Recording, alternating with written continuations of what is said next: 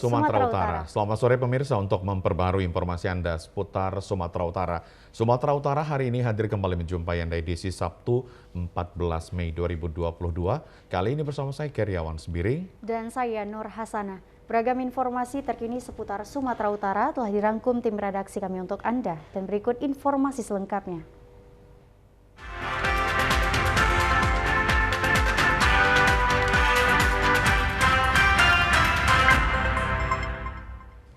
Pemirsa, sekitar 500 ekor ternak di Sumatera Utara diduga mulai terserang wabah penyakit mulut dan kuku. Guna mencegah bertambahnya jumlah kasus hewan yang terserang PMK, Gubernur Sumatera Utara mengeluarkan instruksi penghentian sementara masuknya hewan ternak dari luar daerah Sumatera Utara. Instruksi ini disampaikan Edi Rahmayadi pada rapat koordinasi dengan FKPD dan Satuan Kerja Perangkat Daerah di pendopo Rumah Dinas Gubernur Sumatera Utara di Medan pagi tadi. Menurut data, hewan ternak yang diserang wabah penyakit mulut dan kuku terdapat di 2 kabupaten, yakni Deli Serdang dan Kabupaten Langkat. Pemerintah Provinsi Sumatera Utara melalui Dinas Pertanian dan instansi terkait telah menyikapi informasi penyakit mulut dan kuku untuk ternak kerbau, sapi, domba, kambing, dan babi. Langkah yang diambil Pemprov dalam menyikapi wabah ini dengan melakukan pemeriksaan kondisi hewan ternak yang ada. Selain itu, melakukan sosialisasi dengan menyebar brosur kepada masyarakat, khususnya para peternak, tentang penyakit PMK ini untuk dapat menjaga hewan peliharaan agar tidak terserang wabah baru. Langkah pencegahan lainnya yang dilakukan pemerintah, yakni melakukan isolasi penutupan sementara masuknya hewan ternak dari perbatasan Aceh yang telah terkonfirmasi terpapar penyakit PMK dari hasil yang dikeluarkan Kementerian Pertanian. Gubsu menyebutkan saat ini terdapat 17.000 ekor ternak sapi, kerbau, kambing, dan domba yang siap dipotong guna mencukupi kebutuhan daging di Sumatera Utara. Kita melakukan isolasi keluar masuknya sementara dari perbatasan Aceh. Sementara kita punya 17.000 ekor yang siap potong. Untuk itu kita dalam kondisi ini kita sampaikan para pedagang untuk tidak melakukan perdagangan keluar dan masuk ternak tersebut. Ini yang artinya isolasi. Dan kedua, dalam isolasi ini apabila ditemukan tanda-tanda binatang-binatang tersebut, dia akan kita kandangkan dan tidak boleh dilakukan kegiatan dilepas atau dijual ataupun bentuknya. Bersamaan dengan itu juga binatang tersebut apabila tidak layak lagi untuk dipotong atau dikonsumsi, ya dimusnahkan. Masih diduga, tapi ciri-cirinya tadi yang disampaikan Ibu nanti kita pelajarin, tapi dipastikan adalah hasil laboratorium. Tapi binatang-binatang tersebut sudah kita isolasi. Tapi begitu sulit memang rakyat kita untuk mengisolasi binatang. Di kawasan mana saja Pak? Khusus di Besitang dan ada 3 kecamatan yang ada di Deli Serdang. Ada lagi? Ada lagi? Ya, Pak. Cukup? Makasih. Bikin berita yang bagus-bagus. Jangan. Untuk memastikan apakah ratusan hewan ternak tersebut positif terpapar PMK, sampel darah ratusan ternak telah dikirim ke laboratorium Surabaya. Untuk memberikan kekebalan terhadap hewan ternak agar terhindar dari wabah PMK, pemerintah berencana membuat vaksin yang diproduksi di Indonesia. Pemirsa, Ditreskrimsus Polda Sumatera Utara melimpahkan perkara tersangka pelaku penambang emas tanpa izin beserta barang buktinya kepada Kejaksaan Tinggi Sumatera Utara. Berkas dan tersangka serta barang bukti yang diterima Kejatisu kembali melimpahkan perkara ini kepada Kejaksaan Negeri Mandailing Natal dan akan disidang di Pengadilan Negeri Mandailing Natal Penyambungan. Inilah Ahmad Arjuna Sution yang ditetapkan sebagai tersangka pelaku penambang emas tanpa izin di Sungai Batang Natal, Kecamatan Batang Natal, Kabupaten Mandailing Natal yang diserahkan petugas Kejati Sumatera Utara kepada Kejari Mandailing Natal. Penahanan tersangka ini berdasarkan azas kesetaraan Ditreskrimsus Polda Sumatera Utara dan perkara pelaku penambang emas ilegal ini dilimpahkan ke Kejati Sumatera Utara serta diteruskan atau dilimpahkan kepada Kejari Mandailing Natal. Selanjutnya kasus ini akan disidang di Pengadilan Negeri Mandailing Natal. Sementara tersangka atas nama Ahmad Arjun Nasution dititipkan di Lembaga Pemasyarakatan Kelas 2B Penyambungan. Sedangkan barang bukti yang diterima Kejaksaan Negeri Mandailing Natal berupa 4 karpet, 1 ekskavator yang belum diserahkan pihak Polda Sumatera Utara. Kasih Intel Kejari Mandailing Natal, Pati Zarozai membenarkan telah menerima pelimpahan berkas perkara pelaku penambang emas tanpa izin dari Kejaksaan Tinggi Sumatera Utara. Terhadap tersangka penambang emas tanpa izin ini akan diterapkan pasal 161 Undang-Undang Nomor 3 Tahun 2020 tentang perubahan atas Undang-Undang Nomor 4 Tahun 2019 tentang pertambangan mineral dan batu bara, serta pasal 109 Undang-Undang Nomor 32 Tahun 2009 tentang perlindungan dan pengelolaan lingkungan hidup, di mana pelakunya dapat dituntut selama 5 tahun hukuman penjara serta denda 100 miliar. Kemarin dilakukan penyerahan ke Kejaksaan Tinggi dan pada pagi hari tadi Kejaksaan Tinggi melimpahkan ke kita. Kenapa dilimpahkan ke sini? Karena lokus deliktinya atau tempat kejadian perkara itu merupakan wilayah hukum Kejaksaan Negeri Mandailing Natal. Sehingga nanti persidangannya dilakukan di Pengadilan Negeri Mandailing Natal. Yang diserahkan pada hari ini itu 1 orang tersangka atas nama Ahmad Arjun Nasution. Demikian juga barang bukti. Dalam berkas perkara memang ada barang bukti berupa 4 lembar karpet dan 1 unit ekskavator merek Hitachi. Pemirsa, pemerintah daerah Kabupaten Mandailing Natal menggelar rapat pembahasan laporan hasil investigasi paparan gas beracun dari proyek pembangunan power plant pembangkit listrik tenaga panas bumi. Sebanyak 14 poin rekomendasi stabilitas dan meminimalisir resiko operasional akan diajukan ke pihak perusahaan Sorik Merapi Geothermal Power. Rapat pembahasan bersama yang dihadiri Forum Komunikasi Pimpinan Daerah dan Tokoh Masyarakat Desa Sibanggor Julu untuk membahas laporan hasil investigasi paparan gas beracun yang terjadi pada tanggal 6 Maret 2022 yang lalu yang mengakibatkan 58 orang dirawat di rumah sakit akibat terpapar gas hidrogen sulfida atau H2S dari operasional di Woltes Samura AAE 05. Dari hasil investigasi EBTKE yang melakukan penyidikan terhadap insiden paparan gas beracun tersebut disimpulkan tidak sepenuhnya kejadian tersebut dari proyek pembangunan power plant pembangkit listrik tenaga panas bumi milik perusahaan Sorik Merapi Geothermal Power. Sedangkan untuk mengantisipasi kejadian terulang kembali, pemerintah daerah Kabupaten Mandailing Natal merekomendasikan stabilitas dan meminimalisir resiko operasional sebanyak 14 poin untuk diajukan ke pihak perusahaan pembangkit listrik tersebut. Mulai dari melengkapi peralatan pendukung pencegahan kecelakaan kerja, mematangkan setiap kerja, melakukan evaluasi standar operasional pekerjaan yang ada bersama pemerintah, melengkapi fixed station gas detektor, pihak perusahaan harus melengkapi fasilitas kesehatan, dan pihak perusahaan harus membebaskan lahan dari setiap wall pad sebagai zona aman, radius 3 meter, maksud kami radius 300 meter, dan lengkapi dengan pagar pembatas. Sementara insiden pada tanggal 24 April 2022 yang mengakibatkan 21 orang dirawat di rumah sakit diduga akibat terpapar gas beracun tersebut, pemerintah kembali membentuk tim investigasi untuk melakukan penyidikan di lokasi kejadian di Wolpet Tenggo. Stabilisasi sosial dan meminimalisirkan resiko operasional PT SMGP sesuai dengan petunjuk dari Pak Gubernur. Kita mencari solusi terbaik untuk masyarakat, juga untuk keberlangsungan operasional perusahaan. Jadi kita hari ini bersama Forkopimda, bersama masyarakat desa dan pemerintahan desa dan kecamatan juga telah merekomendasikan 15 poin kepada Gubernur untuk di-asesmen dulu, nanti kita menunggu arahan dari Pak Gubernur. Ya, secara umum dimanapun juga yang namanya resiko pengeboran baik minyak, panas bumi, dan gas adalah well kick. Well kick bisa terjadi karena beberapa hal, yang paling banyak kena well pocket sama adanya collusion. Nah ini semuanya kita para pihak masih nunggu hasil investigasi dari EBTKE.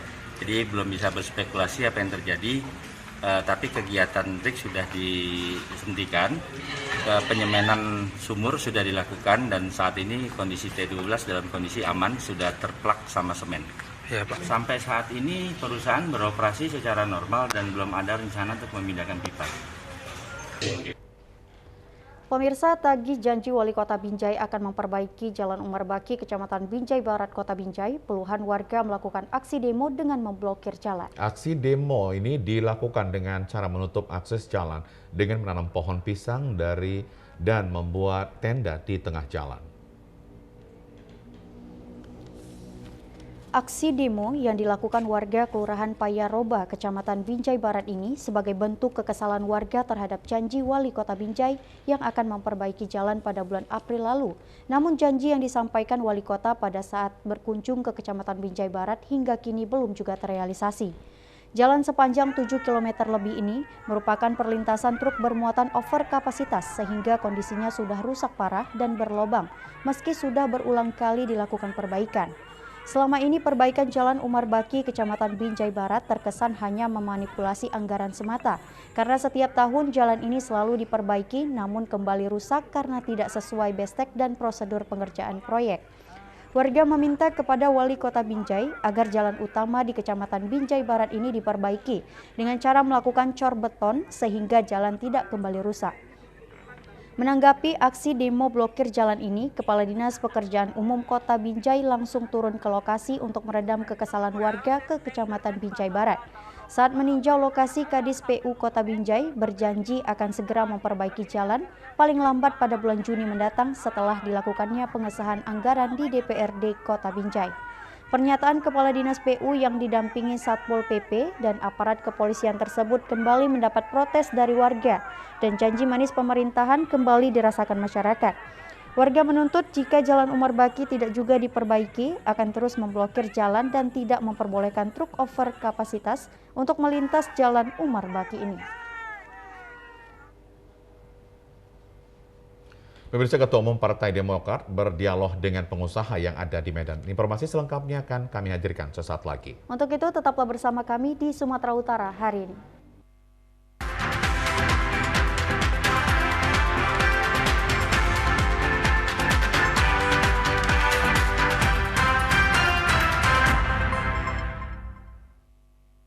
Ayo, cegah stunting! Kunjungi bidan andalan Anda untuk merencanakan dan mengatur jarak kehamilan untuk tumbuh kembang buah hati yang optimal. Cegah stunting itu penting melalui perencanaan keluarga. Khawatir ber-KB? Tunda kehamilan dan raih cita-cita dengan Andalan FA. Andalan laktasi untuk ibu menyusui. Ber-KB itu mudah. Andalan pilihan perempuan Indonesia.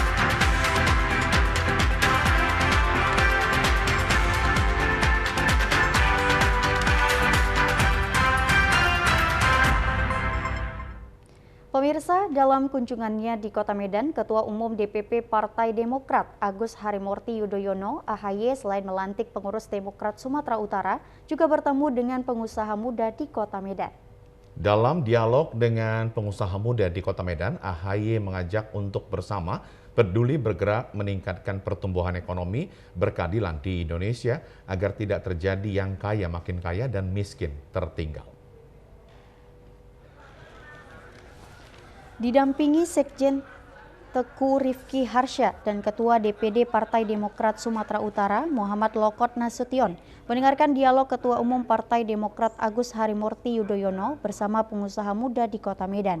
Dengan antusias, para pengusaha muda menyimak gagasan maupun motivasi yang inovasi diberikan Ketua Umum Partai Demokrat dalam membangun pertumbuhan ekonomi Indonesia apalagi di tengah pasca pandemi. Pengusaha muda Kota Medan yang hadir dari berbagai bidang, diantaranya media digital, ekspor-impor, retail, rumah makan cepat saji, dan bidang lainnya juga berkesempatan menyampaikan pandangan dan harapan di hadapan putra sulung Presiden ke-6 Republik Indonesia, Susilo Bambang Yudhoyono. AHY mengajak kepada pengusaha muda memiliki kepedulian ekonomi kerakyatan sehingga terwujud pertumbuhan ekonomi berkeadilan dengan membangun literasi politik. Indonesia hari ini bagaimana? Tentu banyak hal yang bisa kita perbaiki. Ya, itulah yang sedang kami ikhtiarkan. Saya mohon doanya aja dari teman-teman sekalian. Tetapi saya juga punya kepentingan untuk membangun literasi politik. Tidak harus selalu sama idenya dengan Partai Demokrat, tetapi literasi politik itu penting. Negara maju, demokrasi yang maju kalau warga negaranya juga aktif terlibat dalam proses politik. Usai berdialog, AHY bersama kader dan pengurus Partai Demokrat Sumatera Utara dipimpin Lokot Nasution melanjutkan safari politik tengah masyarakat di sejumlah daerah di Sumatera Utara.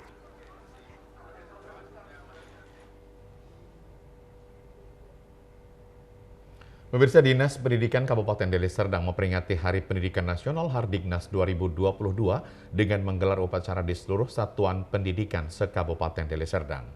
Peringatan Hardiknas tahun ini berbeda karena seluruh guru dan pelajar diinstruksikan untuk mengenakan pakaian adat masing-masing.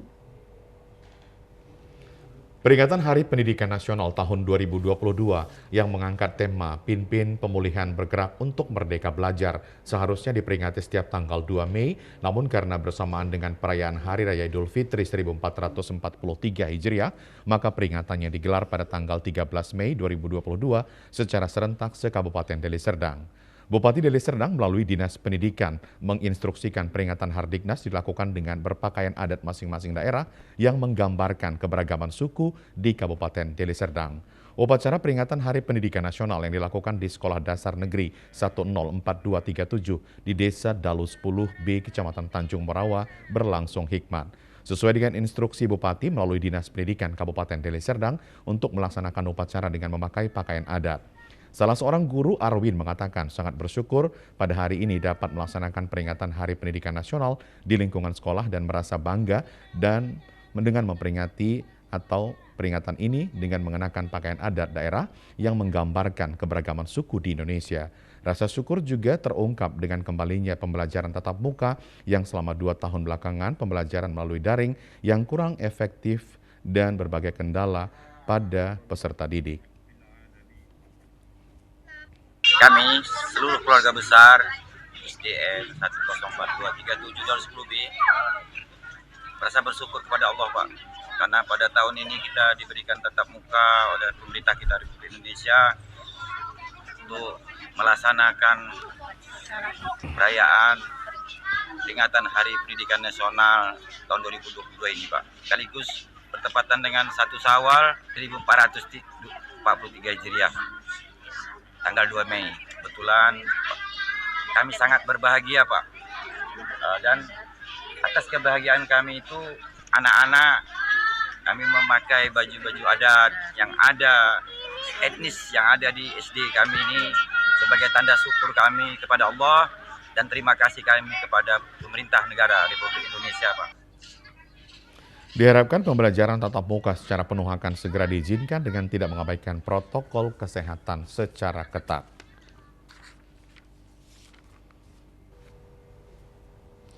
Pemirsa, memperingati Hari Pendidikan Nasional menggelar pentas seni dan pameran dengan tema Satu Gerak dalam Profil Pelajar Pancasila yang dilaksanakan di lapangan basket SMA Swasta Metodis, Kecamatan Tanjung Morawa, Kabupaten Deli Serdang kemarin. Kegiatan ini juga merupakan puncak dari proyek program Sekolah Penggerak atau PSP yang selama ini sudah dilaksanakan. Sekolah Penggerak bertujuan untuk mewujudkan visi pendidikan Indonesia yang maju, berdaulat, mandiri, dan berkepribadian melalui terciptanya profil atau kompetensi pelajar Pancasila. Melalui gelar pentas seni dan pameran diharapkan menjadi wadah untuk menampilkan serta mewujudkan kreativitas dengan hal yang positif.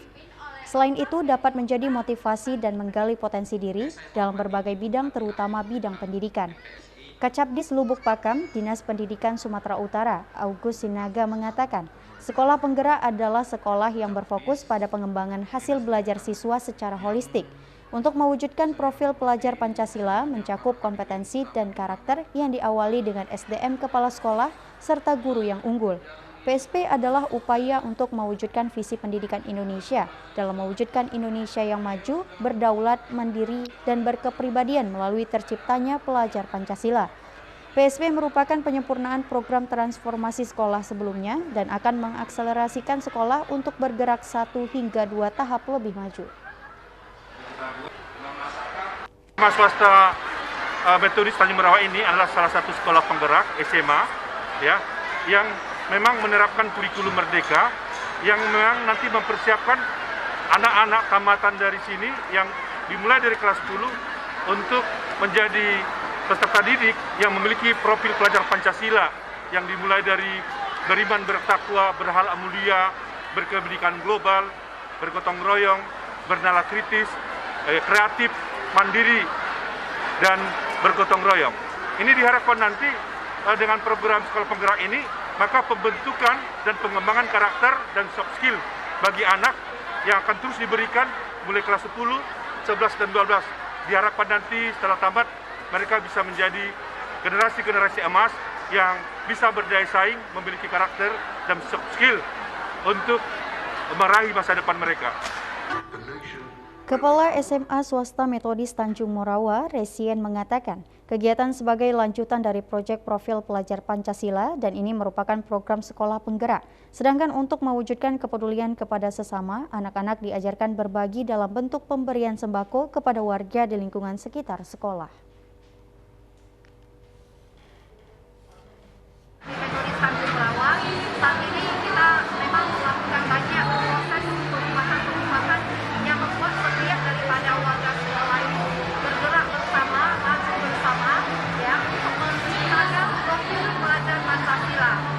Kegiatan yang dilakukan pada hari ini merupakan serangkaian kegiatan yang sudah kita lakukan satu tahun pelajaran. Jadi pentas seni dan juga pameran dan juga kegiatan-kegiatan wirausaha merupakan akhir daripada proyek pelaksanaan yang sudah dirancang sedemikian rupa. Dan juga usaha antaranya yaitu bakti sosial. Setiap daripada peserta didik boleh berempati kepada setiap daripada warga yang ada di sekitarnya yang memiliki kebutuhan yang saat ini mungkin hanya sedikit yang boleh dibagikan. Tujuan kegiatan ini adalah untuk menerapkan dan mengembangkan 6 dimensi pelajar Pancasila kepada seluruh pelajar.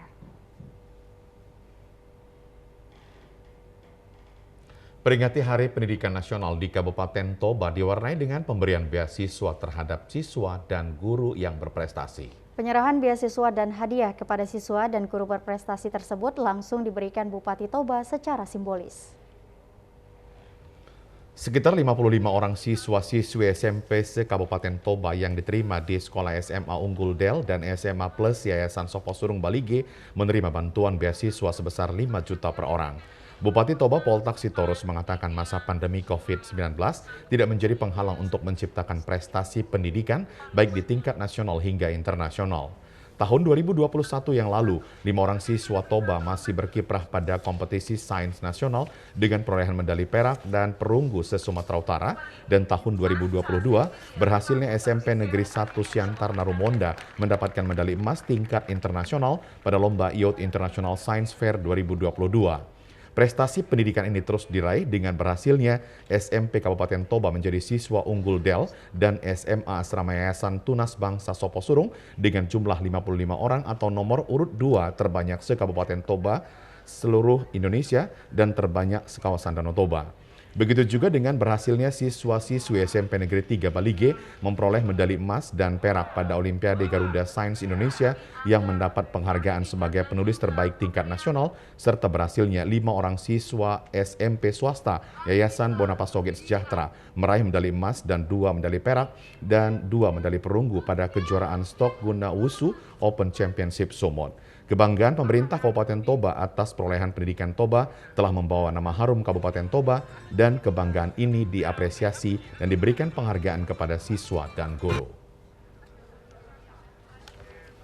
Di sekolah di Toba ini ada sarana pendidikan yang sudah sangat bagus, yaitu SMA Del dan SMA Yasop.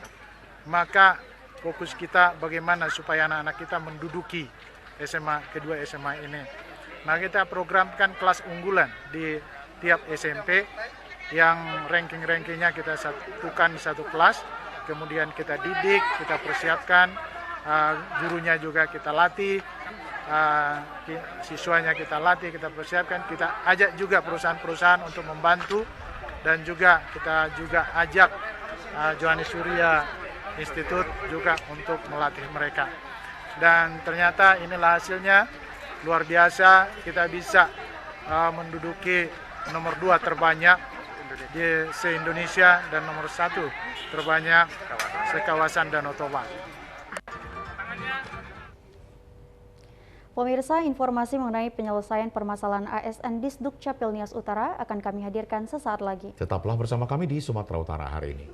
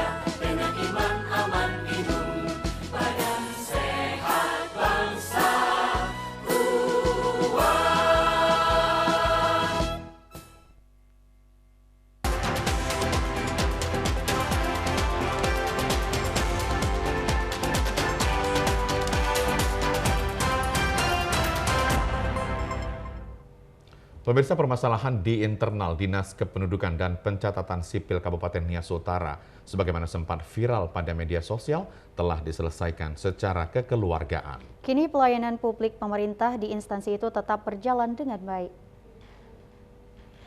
Konten media sosial yang mempertontonkan adegan pertengkaran melibatkan oknum pegawai pada Dinas Kependudukan dan Pencatatan Sipil Nias Utara merupakan bentuk kesalahpahaman saat berlangsung pembinaan kepegawaian di instansi itu. Hal tersebut disampaikan Wakil Bupati Nias Utara Yusman Ziga kepada wartawan usai memimpin pertemuan terbatas dalam rangka penyelesaian masalah internal Dinas Dukcapil setempat di Lotu kemarin.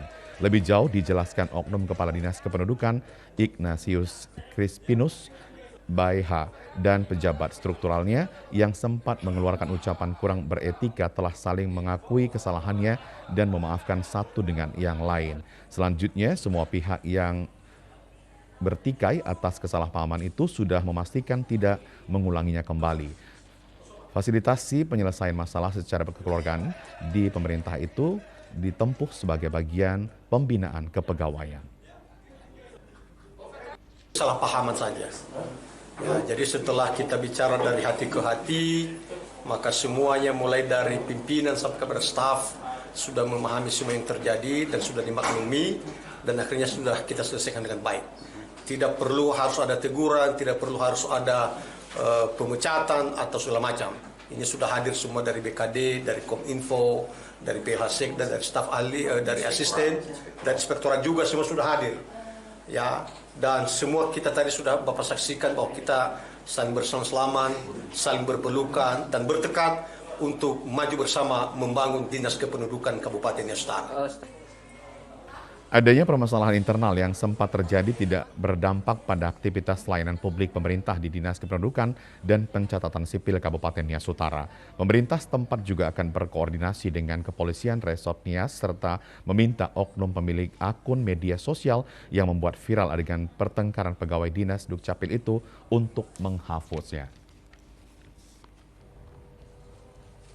Pemirsa, pelestarian kebudayaan dari Sanggar Tari Binaan Koramil 06 Munti Kodim 0205 Tanah Karo ajarkan generasi milenial tarian tradisional etnis Karo.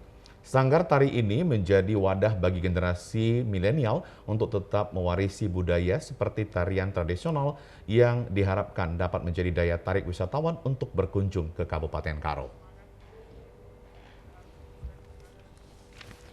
Anggota Koramil 06 Munte Kodim 0205 Tanah Karo berturut berperan dalam melestarikan budaya dan adat istiadat dengan mengajarkan generasi milenial tarian tradisional. Untuk melaksanakan kegiatan tersebut, Koramil 06 Munte menggandeng Sanggar Tari Ture-Ture, PPG Desa Kutambaru, Kecamatan Munte, Kabupaten Karo. Di sanggar tari ini, kaum milenial dibekali akan keterampilan menari tradisional khas adat Karo.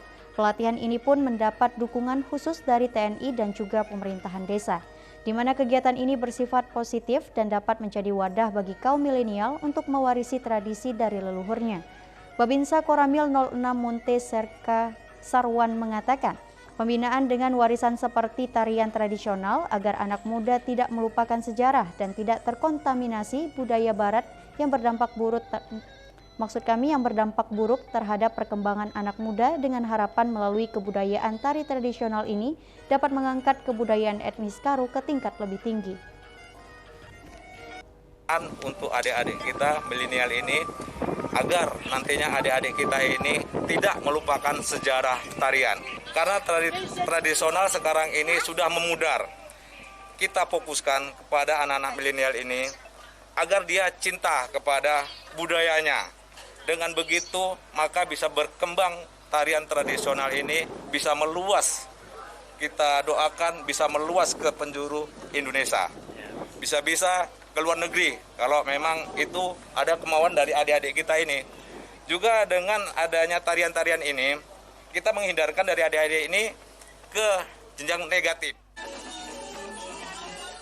Kutambaru Benyamin Sembiring menerangkan sanggar tari ini sudah ada sejak 2 tahun yang lalu. Namun selama ini kurang tim pengajar yang hanya bergantung dari beberapa mahasiswa jurusan seni. Tarian adat etnis Karo diharapkan akan menjadi daya tarik wisatawan untuk berkunjung. Di mana Desa Kutambaru, Kecamatan Munte, Kabupaten Karo memiliki lokasi wisata puncak Pelangkah Gading dengan panorama eksotik, pemandangan Gunung Sinabung, tempat berkemah, kegiatan motorcross maupun petualang menyusuri hutan yang sangat menarik. Terkendala baik dari sisi anggaran dan terkendala dari sisi pelatihan. Guru-guru pelatih itu yang masih kita sangat butuhkan. Soalnya kita mau melestarikan budaya-budaya dari zaman leluhur kita dulu. Harapan kita untuk sanggar ini intinya dulu anak-anak kita bisa mewarisi kebudayaan yang ada di kampung ini, itu dulu salah satu, dan termotivasinya anak-anak generasi sekarang ini biar tidak melupakan sejarah. Pemirsa, karate adalah salah satu cabang olahraga andalan di Kabupaten Toba yang selalu mempersembahkan prestasi di tingkat nasional maupun internasional. Hal ini tidak luput dari pembinaan yang dilakukan secara kontinu oleh pemerintah Kabupaten Toba bersama dengan para insan karate.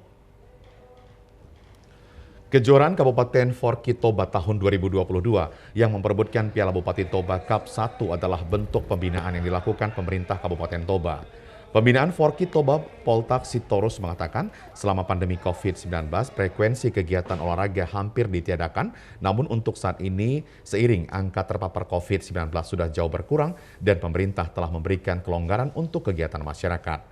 Salah satu bentuk dari pencegahan COVID-19 adalah berolahraga yang meningkatkan imunitas. Seperti olahraga karate yang sangat diminati oleh masyarakat Kabupaten Toba, hal ini dapat dilihat sendiri dari antusias para generasi muda yang mengikuti Kejur Cup Forky Toba kali ini. Lewat olahraga karate ini, selain sehat, kita berharap dapat membina generasi muda menjadi pribadi yang unggul dan disiplin serta pribadi yang taat sehingga dapat menghasilkan karateka yang tangguh yang dapat mengukir prestasi di tingkat nasional maupun internasional. Kita adakan Bupati Cup Toba. Harapan kita lewat Bupati Cup ini muncul pribadi-pribadi yang unggul di Toba ini. Lewat karate ini pribadi yang jujur, pribadi yang disiplin, dan pribadi yang taat. Sehingga nantinya kita akan mengikuti juga pertandingan olahraga di Sumatera Utara. Muncul nanti juara-juara. Bahkan saya minta kepada teman-teman Forky supaya dari karate ini bisa 10 medali emas. Ayo masyarakat Toba, dorong anak-anak kita untuk berolahraga.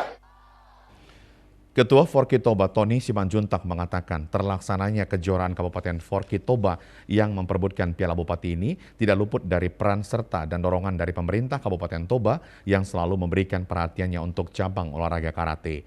Kejuaraan ini dilaksanakan selama 2 hari yang dimulai hari Sabtu hingga hari Minggu dan kejuaraan akan menjadi penjaringan atlet untuk persiapan Porwil, Pordasu, dan PON ke depannya. Dari arahan dari Pak Bupati, ini tercipta Bupati Cup pertama, ini dorongan dari Pak Bupati, bagaimana Kabupaten Toba yang selama ini menciptakan atlet-atlet yang bisa membanggakan, bahkan membawa nama tingkat provinsi, nasional, bahkan internasional. Dan ini selama pandemi 2 tahun, kita harapkan nanti dengan dukungan dari pemerintah kabupaten akan ada lagi nanti juara Bupati kedua, untuk bisa membentuk karakter baru, untuk bisa mencetak atlet-atlet yang berprestasi di tingkat nasional. Mudah-mudahan dengan Bupati Cup pertama ini, kita akan membawa seleksi nanti yang ketat ini, akan membawa nanti atlet yang berprestasi untuk bersaing di tingkat provinsi. Karena kita menghadirkan langsung dari wasit dari Medan. Nantinya para atlet yang juara di Kejur Cup Forki Toba ini akan dibina lagi dalam tahapan TC berjalan untuk menghadapi event-event ke depannya.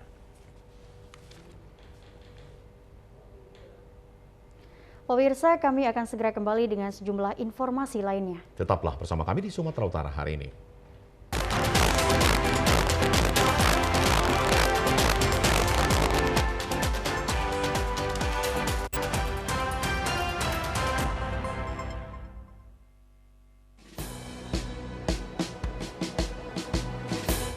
Jalani hari dengan 3 wajib, wajib iman, wajib aman, wajib imun, berolahraga, riang gembira, mencegah kita jatuh sakit, makanan bergizi tiap hari, tidur cukup itu pasti, dan janganlah panik, berdoa tiada henti, wajib iman, aman, imun.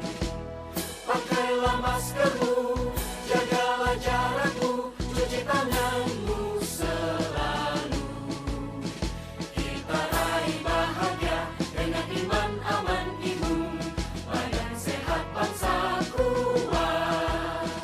Kita raih bahagia dengan iman, aman, imun, badan sehat, bangsa kuat.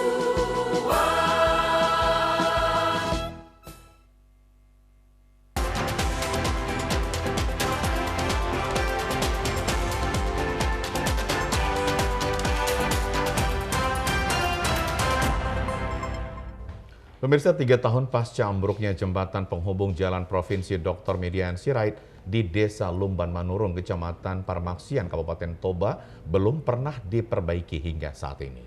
Ya, saat ini masyarakat hanya menggunakan jembatan darurat sementara yang menghubungkan jalan provinsi tersebut. Belum diperbaikinya jembatan penghubung selama 3 tahun lalu oleh pemerintah membuat masyarakat setempat merasa resah karena dikhawatirkan akan menimbulkan korban jiwa bagi masyarakat yang melintasi jembatan darurat yang dibuat masyarakat. Salah seorang warga masyarakat, Bram Sitorus, mengatakan selama ini warga sudah merasa sangat terganggu akibat belum adanya perbaikan jembatan yang permanen untuk menghubungkan jalan provinsi Dr. Median Sirait, dan herannya sejak ambruknya jembatan ini belum pernah ada pihak terkait untuk meninjau ataupun memperhatikannya selama sekitar 3 tahun terakhir. Bram menjelaskan warga masyarakat sangat khawatir apabila hujan deras akan mengakibatkan banjir di sekitar pemukiman warga sebab air bantaran sungai meluap hingga ke rumah warga.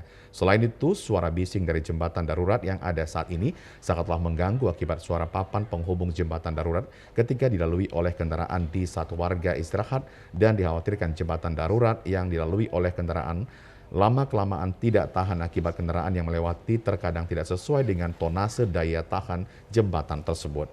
Ada beberapa kali kendaraan roda 2 maupun roda 4 mengalami kecelakaan di mana kendaraan tersebut jatuh ke bantaran sungai di seputaran jembatan darurat yang ada saat ini.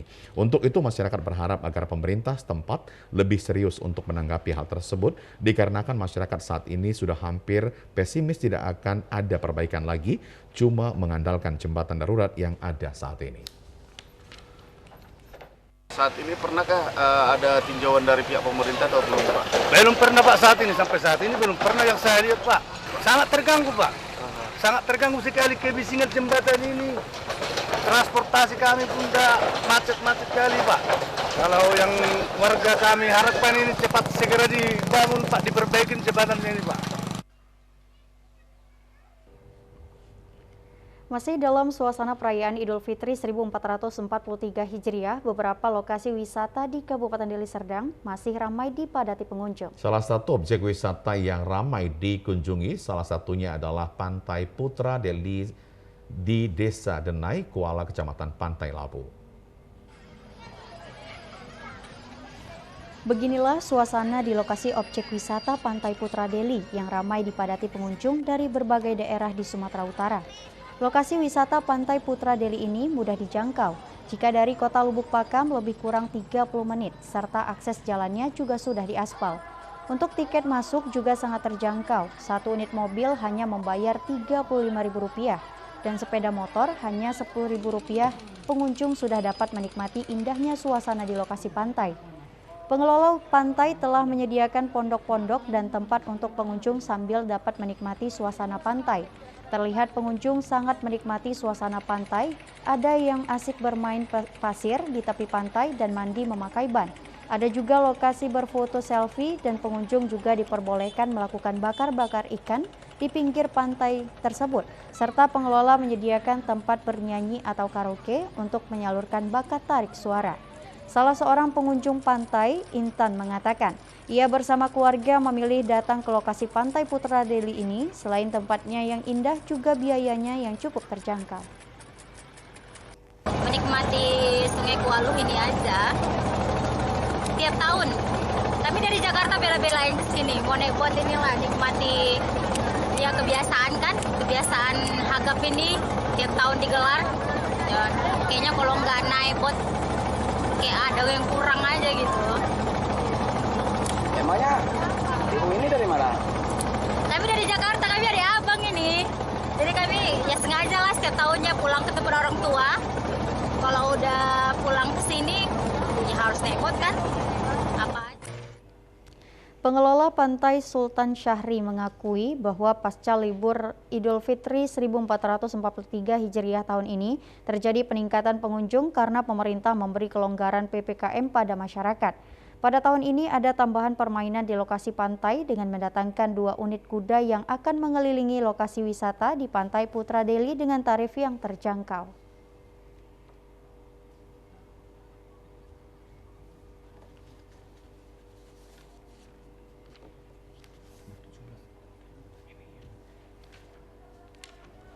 Walaupun saat ini sudah ada pelonggaran protokol kesehatan, namun pengunjung tetap diawasi dan dihimbau oleh petugas kepolisian dari Polresta Deli Serdang untuk selalu mematuhi protokol kesehatan. Sementara itu, pemirsa, pasca Lebaran, wisatawan masih mendatangi objek wisata air Sungai Kualuh di Kabupaten Labuhan Batu Utara. Ya, pengunjung datang untuk menikmati indahnya panorama alam pantai di sepanjang alur Sungai Kualuh dengan menaiki perahu bot. Wisatawan yang datang dari berbagai pelosok daerah diantaranya dari Riau maupun Aceh serta daerah lain di Sumatera Utara mendatangi objek wisata air alur Sungai Kualuh di Kelurahan Gunting Saga, Kecamatan Kualuh Selatan, Kabupaten Labuhan Batu Utara untuk menikmati libur pasca Lebaran. Untuk masuk ke dalam lokasi, pengunjung membayar tiket Rp10.000 setiap orang dan pengunjung bersama keluarga dapat menaiki perahu bot untuk menikmati kesejukan dan indahnya panorama alam pantai di sepanjang alur Sungai Kualuh.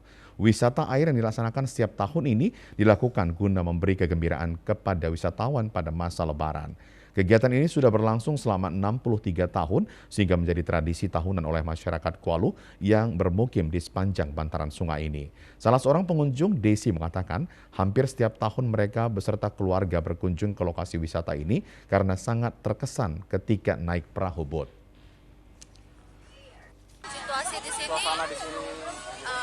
rame ya, tempatnya juga luas, bagus, dan juga pondok-pondoknya juga nggak begitu terlalu mahal sih, lumayan lah.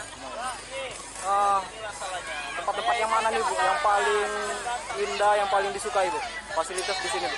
Fasilitas di sini, apa ya, suasananya sih. Suasananya? Iya, suasananya. Di sini ada bakar-bakar ikan nih Bu? Iya, bakar-bakar ikan. Ini kita bakar-bakar ikan, bakar ayam. Memang dipersiapkan dari rumah tuh? Memang dipersiapkan dari rumah. Jadi kita sengaja memang mau makannya bakar-bakar di sini.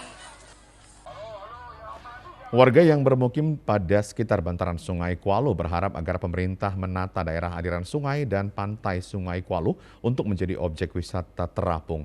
Objek wisata ini juga diharapkan selain membuka lapangan pekerjaan bagi masyarakat sekitar, dan juga menambah pendapatan asli daerah Kabupaten Labuhan Batu Utara. Selama ini alhamdulillah ada peningkatan. Sekitar lebih kurang peningkatannya selama ini biasanya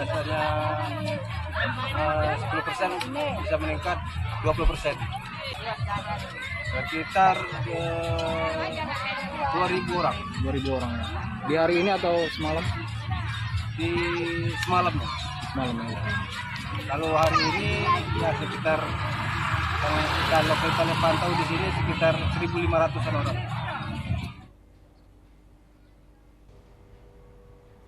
Pemirsa, saat ini banyak objek wisata kekinian di daerah muncul dengan konsep yang unik, seperti wisata kuliner di persawahan dan wisata kuliner di tengah kolam. Salah satu tempat wisata baru yang mengkolaborasikan antara wisata kuliner dan wisata alam ada di Desa Lumbanrang, Kecamatan Lumban Julu, Kabupaten Toba. Objek wisata ini diberi nama sesuai dengan konsep wisata yang ditawarkan, yaitu Cafe Binanga yang menawarkan wisata kuliner di aliran bantaran Sungai Lumbanrang Binanga atau bantaran sungai. Hamparan persawahan di kiri kanan tepian sungai sangat indah dan mempesona. Terdapat juga fasilitas hammock yang bisa digunakan siapa saja untuk bersantai sambil menikmati angin semilir. Juga terdapat beberapa meja dan kursi yang telah tertata rapi di dalam air. Bagi Anda yang ingin memesan meja di aliran sungai, harus menggulung bagian bawah celana atau rok panjang Anda agar tidak basah terkena air sungai. Lalu membuka sandal atau sepatu Anda dan masuk ke dalam sungai yang memiliki kedalamannya sekitar 20 cm. Jangan cemas bagi yang tidak ingin kakinya basah. Anda juga bisa memilih meja di lokasi yang sama di Cafe Binanga. Di tempat ini, Anda juga bisa menikmati berbagai kuliner tradisional. Mulai dari makanan hingga cemilan ala kampung seperti jagung rebus, jagung bakar, kacang rebus, dan berbagai menu lainnya. Air sungai yang mengalir dari pegunungan di Kecamatan Lumban Julu ini sangat bening dan sejuk. Pengunjung yang sebelumnya berniat hanya untuk menikmati kuliner ala Cafe Binanga berlanjut basah-basahan di aliran sungai tersebut. Airnya yang dangkal dan bersih sangat cocok bagi semua kalangan usia, terutama bagi anak-anak yang hobi main air dan berenang. Salah seorang pengunjung dari luar daerah, Naoni, mengatakan lokasinya yang asri membuat kita betah berlama-lama berada di tempat ini. Apalagi di kiri kanan aliran sungai berjejer pepohonan yang meneduhkan ditambah lokasi persawahan sepanjang area Cafe Binanga. Dia kita bisa refreshing sambil main air kan, terus bisa sambil makan juga. Ibu sering jalan-jalan nggak ini? Kalau ke arah sini sering lewat, cuma baru ini dia singgahnya. Jadi kira-kira hal-hal apa yang ditemukan di sini? Apa ya? Bisa main air aja sih, sambil makan sambil main air. Karena hobi main air juga. Ini ya, Kak? Pihak pengelola Binanga Cafe, Rapolo Sirait, mengatakan Binanga Cafe ini telah berjalan sekitar 7 bulan yang lalu dan pembangunan lokasi wisata ini masih relatif lambat sehingga butuh perhatian dari pihak pemerintah guna mendapatkan bantuan permodalan. Yakin ide beliau ini, taruh kursi meja di sungai. Hati kecil saya bertanya, ini anak ini gila ini awalnya sih ya. Cuma lama-kelamaan 1-2 orang makin datang. Saya semangat. Kalau orang-orang sih semangat 45, kalau saya sekarang ini semangat 46 gitu. Jadi ke depan saya berharap sih pemerintah setempat tolong perhatikan kami, Pak. Siapapun pejabatnya, kami bukan melulu masalah pembiayaan. Masalah diarahkan gimana sih kami biar kembang. Ya, pemirsa, informasi tadi mengakhiri Sumatera Utara hari ini. Mewakili seluruh kerabat kerja yang bertugas, saya Keriawan Sembiring. Dan saya Nur Hasanah. Tetap patuhi protokol kesehatan pemirsa dengan memakai masker, menjaga jarak, dan mencuci tangan di air yang mengalir. Indonesia pulih karena aku. Indonesia pulih karena kamu. Indonesia pulih karena kita. Selamat sore, sampai jumpa.